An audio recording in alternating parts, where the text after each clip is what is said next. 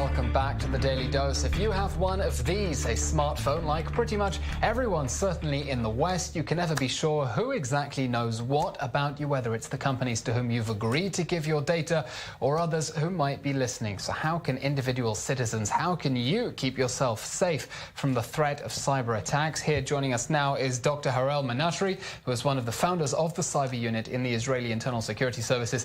Thank you for joining us.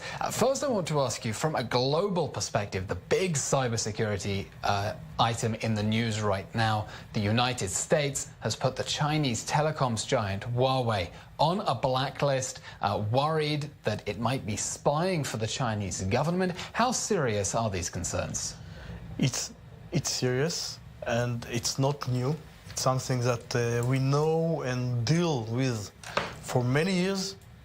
I just want to mention that Obama himself, not Trump, Obama, October 13, declares that Huawei cannot be one part of the critical infrastructure in the United States when they want to build electricity station in Oregon. Why? What is the concern? Is the concern that Huawei actually has spyware in people's phones that is stealing what about them? It's not only the phones, it's all the facilities they build. The phone, you know, you can hear to what or listen to what we talk for many places, and it doesn't matter which phone or which company the phone manufacturer is.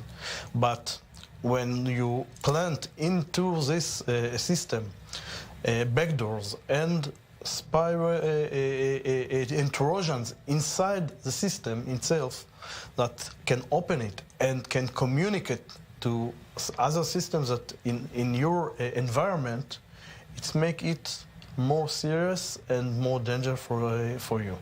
But I want to ask you then, if it's so clear, really, you know, obviously China has an interest in spying on the West, gaining an access to its critical infrastructure, why is there even a debate about whether to allow Huawei in or not? Because obviously no one wants to expose all that infrastructure to Chinese spying.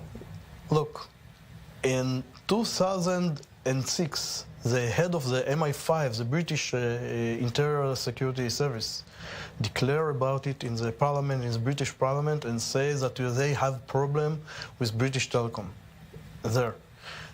A year ago, the head of the MI6 declared the same thing about the same company. And we know, you know, even in WikiLeaks, in the first breach of WikiLeaks, there was one paper from the State Department, the American State Department, was a secret paper that say that Huawei is a unit in the Chinese army. Extraordinary. So the intelligence community is on board on that. I want to ask you as well, Iran, what should Israel be most concerned in terms of Iranian attempts to try to launch cyber attacks against Israel? What is Israel's big vulnerability there? Iran is one of our biggest enemies, or maybe the biggest enemy of Israel, and they try a lot to fight against Israel. And the cyber realm have a lot of space to launch attacks against us.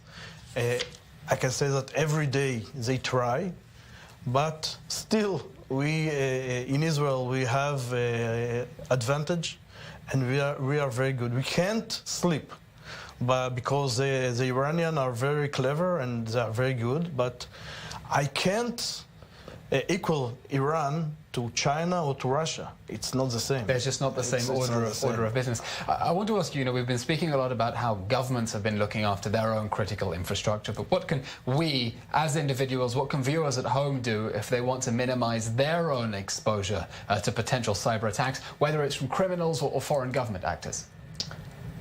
It's both, because if you open the door, anyone can get inside. So how do you keep safe? You try. There is no such 100% security. How do we get to 99%? You try. You try to search all the time. You have to learn your system and to find all your vulnerabilities. But in terms of practical advice, what apps might I have on my phone that can be put in your example, look, I I don't use Chinese smartphones. They are good. They are very good smartphones. Oops. They are the best, you know, and they are cheap. Very good cameras, very good sound, and everything is excellent. But inside, you have some presents that you don't mean to have. You didn't get it for those presents. So this is a problem. So I go and for example, I bought something else, not Chinese, something that's manufactured in another country. And after that, I try to see every system, every thing that I want to put inside, such as Waze or other system. I want to see what it asks me to do. If it's asked me to open something, to open my microphone, camera, or GPS, or why. And I decide if to open it or close it. And all the time it's closed until I have to open it. My automatic thing is to close everything, not to open.